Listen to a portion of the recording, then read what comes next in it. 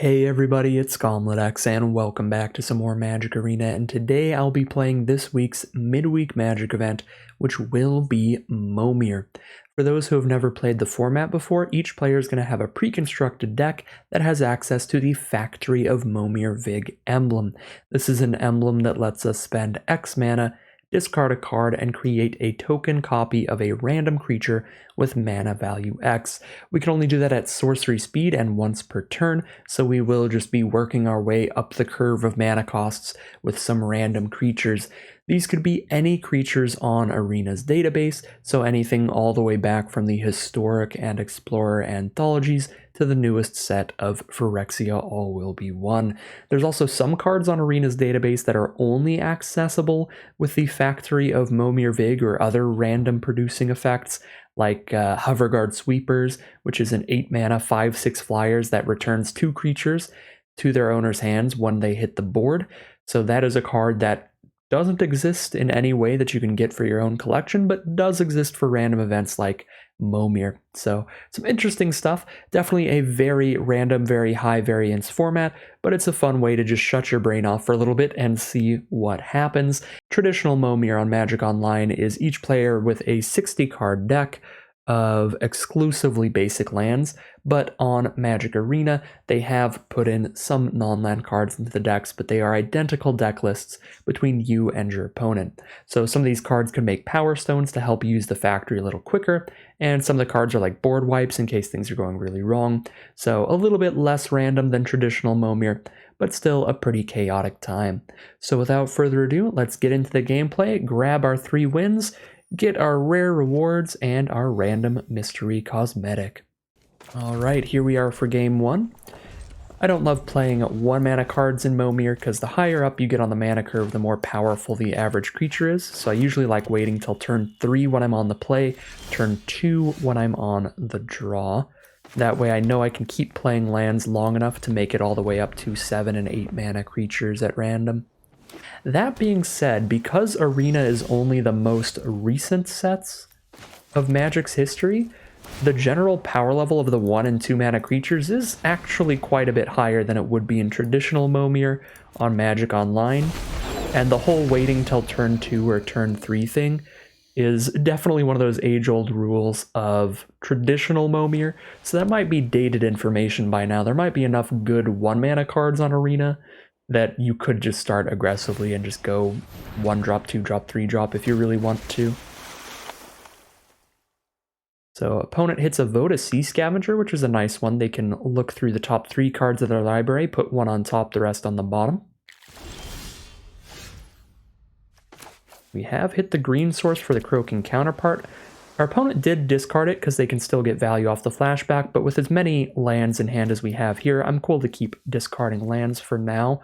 I like the ability to potentially use the Croaking Counterpart twice once somebody gets a creature with a very good enter the battlefield effect, or just a really good static ability. Ooh, like Golgari Findbroker there. That is a really nice one. I don't think I'd like to make some frog tokens of the Findbroker. It would be decent value, but I want to try to just put a bunch of power and toughness on this board and close out the game that way. So if there are any creatures that do a bunch of damage when they hit the board or anything like that, I'll start using the counterparts. But any creatures that can manage to pick up a land from your graveyard or draw a land from your deck are really nice in Momir because they just mean you're going to make it up to 1 mana value higher of permanence later in the game. Because every single turn in Momir, once you start discarding cards, you're going to be playing a land and discarding a land until you run out of draw steps to do that. And then you have to stop playing lands and just exclusively discard them. Alright, opponent did not like what they saw there, so they are just going to scoop them up. They hit a Thraben Watcher, which is a 4 mana 2/2 flyer. Other non-tokens they control get +1/+1 in Vigilance. They definitely weren't in a losing position yet, but this is a Midweek Magic event, and you're going to see this a lot in every Midweek Magic event. There will be some early concessions because the event is completely free. There's really nothing on the line, so if the game isn't just immediately going pretty heavily in your favor, some players will just concede pretty quickly. because they're just in here for the prizes of the event. So our opponent is over it. They're going to head out there, and we will grab our first victory. For our first random rare reward, it looks like we got a mythic rare Sahili Filigree Master. Is the sun glittering off my machines? Pretty nice to get a free mythic rare. That is the really nice thing about these midweek magic events. Not a bad way to start it off. All right, here we are now for game 2. We are on the draw this time, so I'm going to start playing cards on turn 2.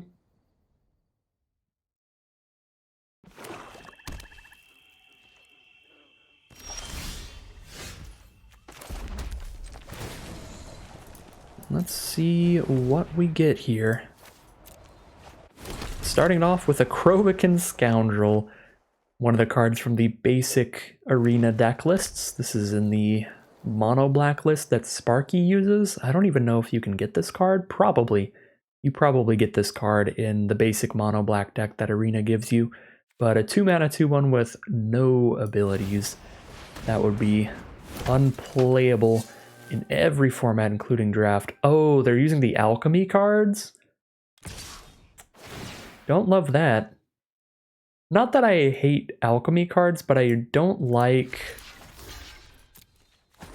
the rebalanced versions of cards showing up, because I saw that they got Asari Captain, and I got really confused, because in Kamigawa Neon Dynasty Draft, that's a 5-mana card, but they changed it in Alchemy to be a 3-mana card with a completely different stat line. And yeah, I got wildly confused there. Either way, we're just going to trade our useless little 2/1 off into that. Now we have a Garrison Griffin, which is really, really good in Momir. Any kind of flyer is going to be quite nice. I guess we're not really going to get any Knights. I thought this was just a 3-mana 2/2 flyer that could give any creature flying when it attacks. But no, it only gives Knights flying, so I guess it's not really good, it's just pretty good. Any form of evasion is great in the Momir format, because basically every turn, every player is going to be constantly playing more and more creatures. I discard this Lumberknot. I'm not going to try to rely on hitting a bunch of high toughness creatures. Although there we go, hit a defender, so I guess it would have been okay. But Rigo is going to be really good next turn, so we're probably going to cast Rigo. We'll have to play the Plains to be able to forward green, white, blue. Play Rigo, and then use Rigo to draw the card off the bird token.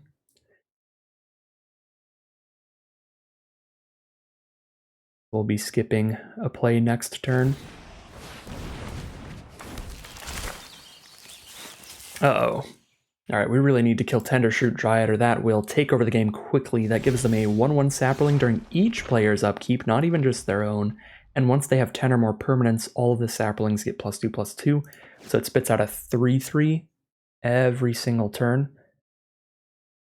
Yeah, that's really, really scary. I think I do play Rigo, because there are some potential board wipes and removal spells in the deck. So we try to draw into some interaction of some kind. There we go, there's a Savage Smash. That can't kill the Tendershoot Dryad right now, so they are going to get some Sapperlings, but we can kill it next turn.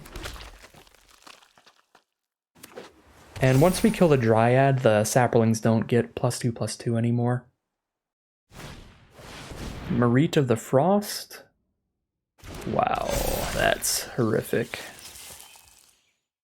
Make an 8/8 copy of the Tendershoot Dryad? How is this an 8/8, by the way? Oh, because it has all creature types, so it's getting +4/+4 from them having 2 Tendershoot Dryads? Big yikes.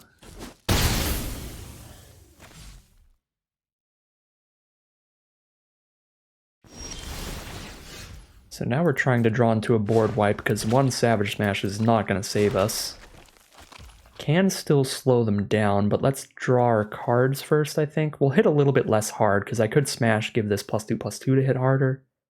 You know what? It's probably worth it to hit them a little harder here. Hold up a little less mana.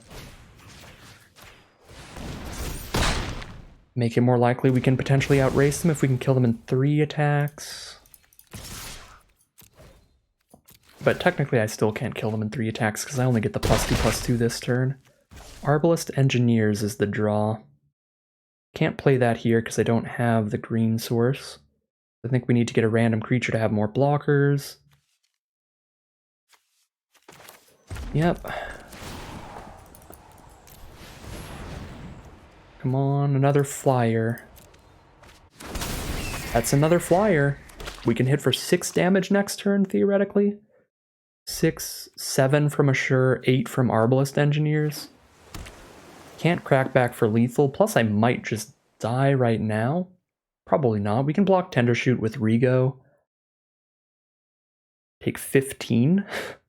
I guess it's depends on what they hit and what they have in their hand here, but the Tender Shoot Dryad and then Clone Dryad was pretty explosive. Alright, that's a 7/7 that does not have reach. So I think we are trying to just luck sack our way into lethal. We can currently put them down to 2. 1, 2, 3, 4, 5, 6, 7, 8 damage. Yeah, we'll see. We definitely can't survive 2 swings no matter what. Unless I draw into a board wipe, that would be our other out. Marit of the Frost. Marit does not give haste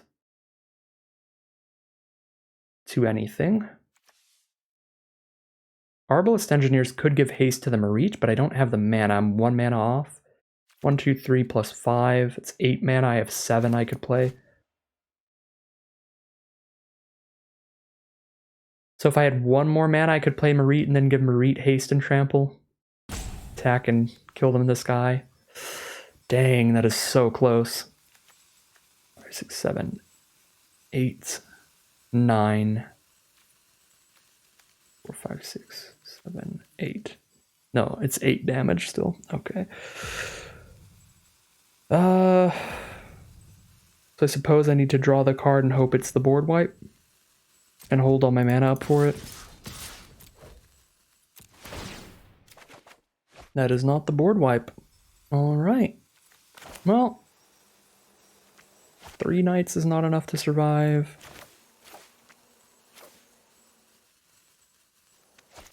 Yeah, and if I cast Assure, I don't have the mana up for Engineers anyway, so I guess technically I couldn't deal 8 to them. Maybe I'll hit a board wipe on a stick. I don't remember how many there are at 7 mana, but I know at 6 mana there's Rakdos. Rakdos wouldn't really save me here. Yeah, we'll go 7 mana. I think there's like Chaos Mod does like 3 damage to everything. We're hoping for a miracle. Yoked Plow Beast, that is certainly not a miracle. That is just a 5/5. Alright. Well, game actually was pretty close. We could have hit them down to 3. If I had 1 more mana, we would have been able to potentially kill them. It would have had to have been another green source. I guess I didn't have double blue for Marit anyway. Yeah. No, the mana stuff was too restrictive to double up on Marit plus Arbalest Engineers. Alright, we are 1-1 heading into game number 3. Our opponent is on the play this time. They're going to drop a snow-covered forest.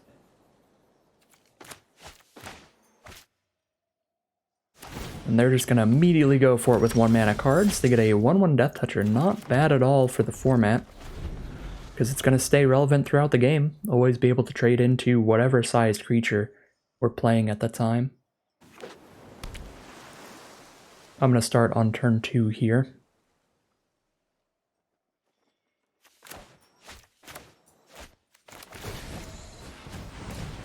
Their 2 mana card is a 0/4 that taps to deal a damage to me every turn.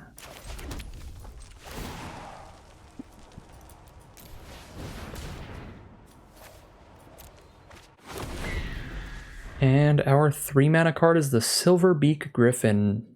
Or our 2 mana card. Wow. I just assumed 3 mana because usually that's how much the flyers cost, but a 2 mana 2/2 flyer. Let's go. Alright. That'll get things started very well for Momir.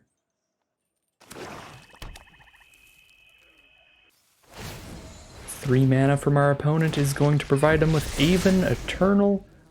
Very, very nice card for Momir. Gives them a 2/2 flyer and a 1/1 on the ground.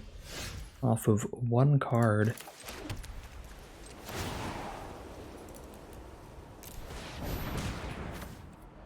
The blue source in case I draw anything blue. We just hit an Ancient Crab. Alright, I'm definitely on the defensive here, so I'm just going to hold my flyer back to trade into theirs.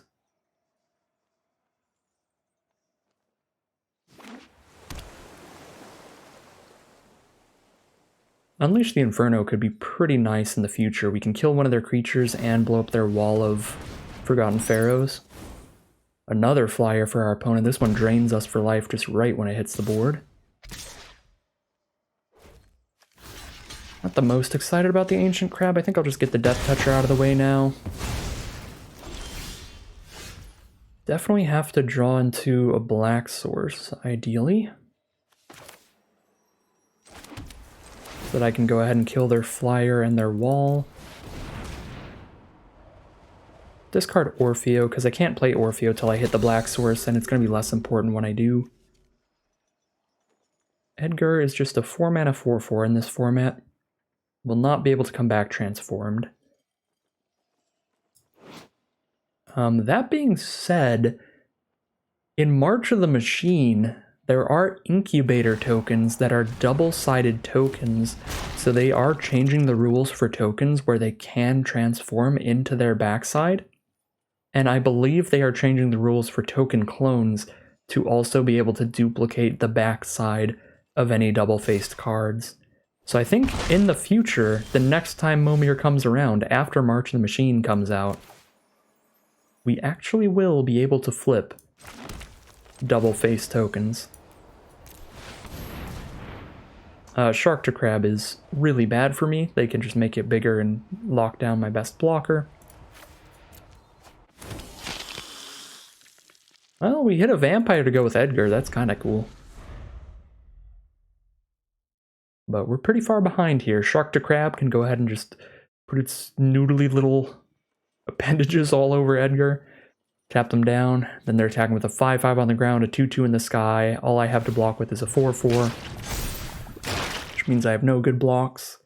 The lack of a black source here really killing us. Not being able to unleash our Inferno. Our Unferno. Is that like the Inferno, but in an unset of Magic cards? I guess.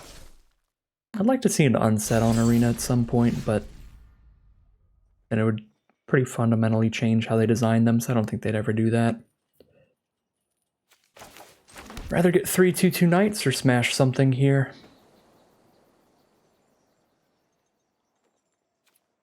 I don't really want to have to smash the Shark to Crab, because then I'm dying to the flyer if I don't hit one.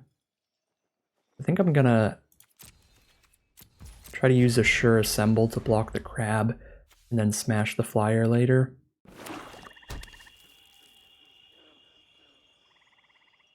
We can block the crab with a 4/4 and a 2/2, and only lose one of the cards.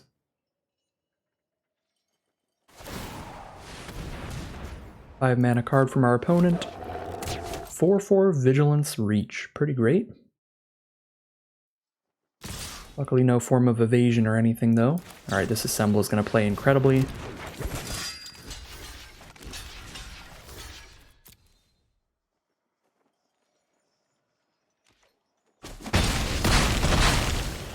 Down to 5 now.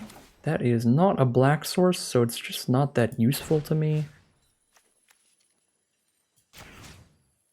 Honestly, I think a non-black source is weak enough to maybe just play a 3-drop. Or just play the land for turn.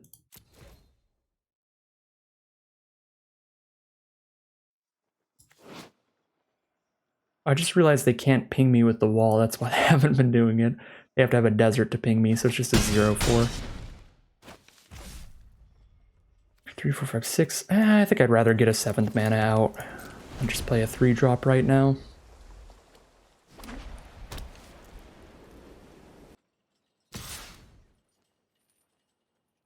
Alright, we're at 5 life. We definitely have to double block that.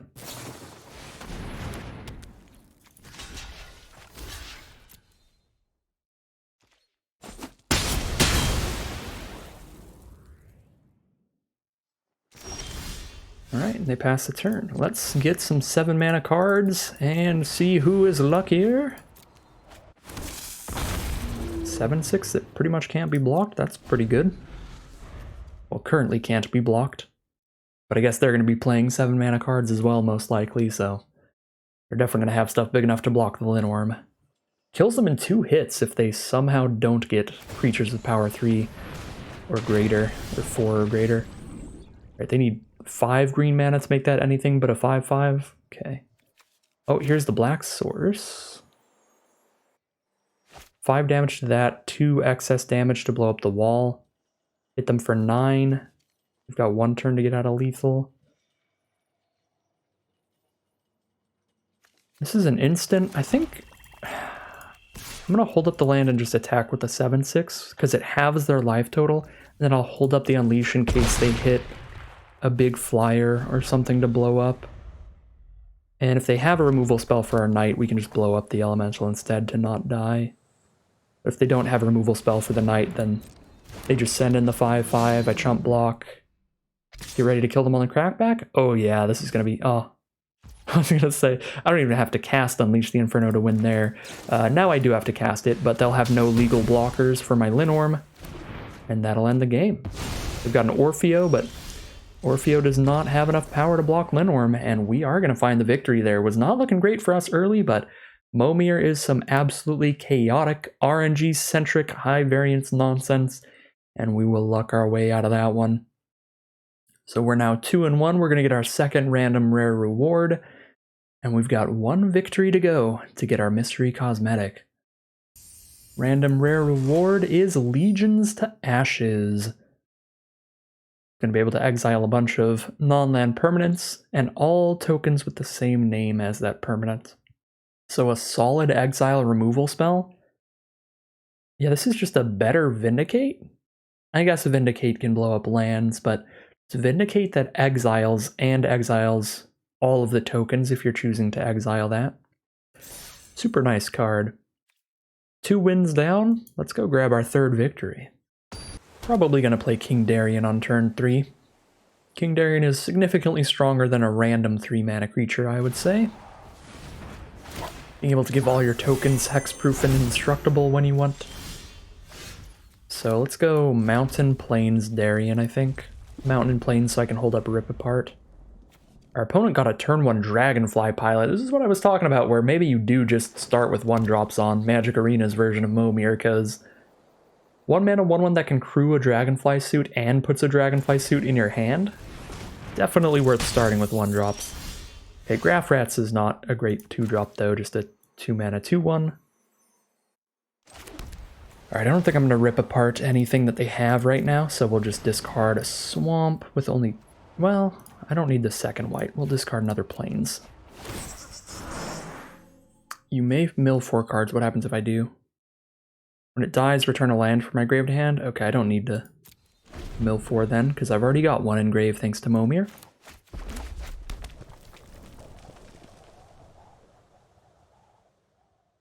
That is not bad at all. Just trade that off and pick up the land. Got a Vortex Runner. That's going to be really good late game. We might have to rip that apart. Deal 3 damage to it.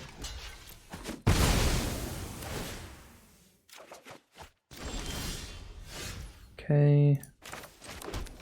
Drop the king. The king has arrived. We could make a 0 mana creature from the factory. Be a 1/1 at worst. If it's like one of the X mana XXs and I spent 0 on it, we'd still get a 1/1 from King Darien, but I'd rather keep these cards to play bigger things later. Savage, Smash, Sadness. I don't think it matters if I sack Darien, that'll still get +2/+2. But I guess it doesn't matter if it fights because it'll stay alive regardless. Yeah, doesn't matter. Darien is very dead. Down to 14. Let's get some random hotness here, shall we?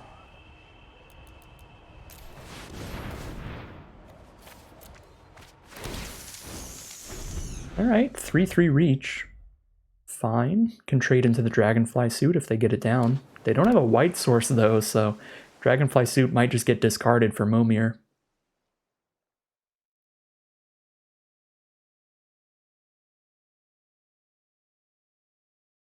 Even then, that's still some great value from the 1-drop, because it's a 1-drop that replaced itself in the card economy, putting another card in the hand to get used to the emblem. So it's almost like they didn't even have to spend a card to get the Dragonfly Pilot down. That's a slam dunk block. What do they have, a Sure here to put a +1/+1 counter on it? That is still very far in my favor, in my opinion. Because now instead of playing a 5-drop creature, they're losing their ability to make 3 2/2s and playing no more creatures on this board state. I think that was still pretty great for me to trade the spider into that trick.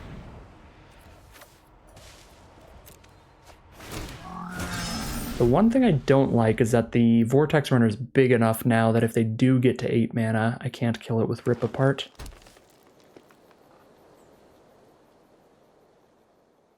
But getting them to just put a counter on that instead of play another big threat, I'm a pretty big fan of. I think I would have been in a worse position if they just didn't attack with Vortex Runner and just played a 5-drop. Alright, down to 9. There's Cabaret Charm. That's another way to potentially kill the Vortex Runner, but I need to get a lot of creatures on board. We'll have to use Tend the Pests to do so we need to hit a really large creature this turn ideally.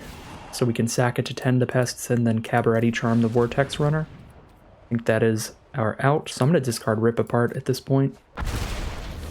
Ooh, 6/6 Death Touch. Well, there you go. Definitely good enough for Tend the Pests Cabaret Charm. Alright, they're 1 land away from unblockable Vortex Runner. I guess because both of these are instant speed, I can just hold them up.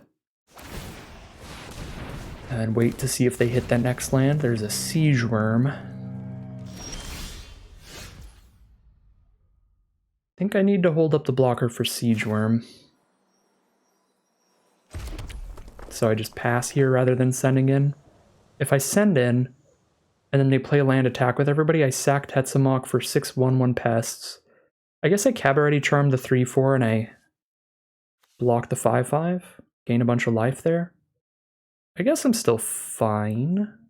But if they double block here with the 5/5 and the 1/1, then I have to respond by Tend the Pests and Cabaret Charm to kill the runner.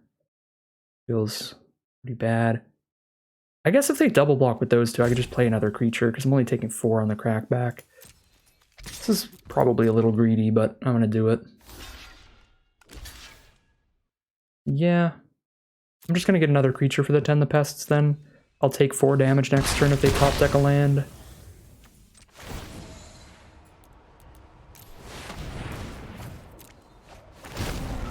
Oh. Well, there you go. That'll make it nice and easy. I was pretty lucky.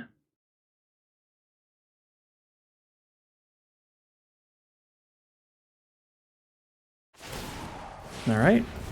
Random 7 drops, let's go. Oh, that mills half my library.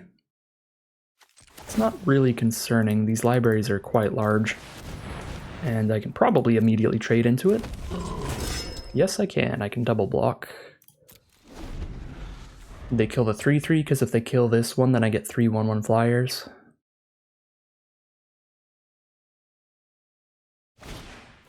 Junkyard Genius. That is really good. Can give their board Menace and Haste. Probably going to kill that with Cabaret Charm. Oh no! Half my deck. What will I ever do? I'm on a 32 turn clock now. Oh, they are going to kill the knight. Alright. That sounds good to me. Now I can just Cabaret Charm the Junkyard Genius. Just immediately to be safe. I'm just going to do that. Don't like their ability to do Menace Haste stuff.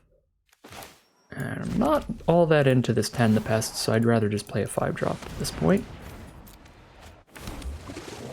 Alright. 3/5 Dork that I can give unblockable to. Actually, I can give unblockable to any of my creatures for 4 mana. It's pretty cool.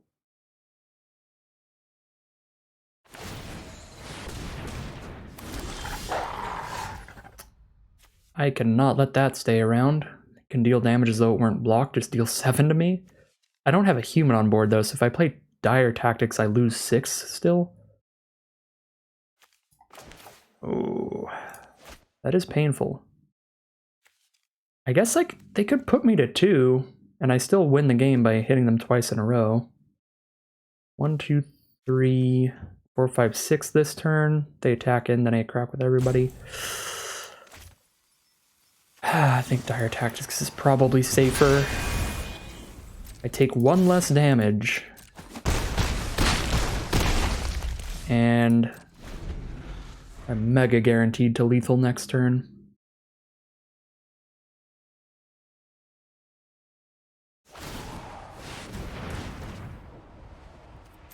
Choosing to do it main phase so I could hit in. Alright, big old 8-4 trample is not gonna get there. They can only block 1 of the 3/5s, and even then I can give 1 unblockable to make sure that I hit for 3 in the sky and 3 on the ground, guaranteed. So we are going to find a victory there, and that is the 3rd win. We are going to get our random mystery cosmetic. This is just any cosmetic on Arena chosen at pure random. So more often than not, you're going to get parallax card styles. Those are the 3D effect card styles, just because there's a lot more of those cosmetics than anything else.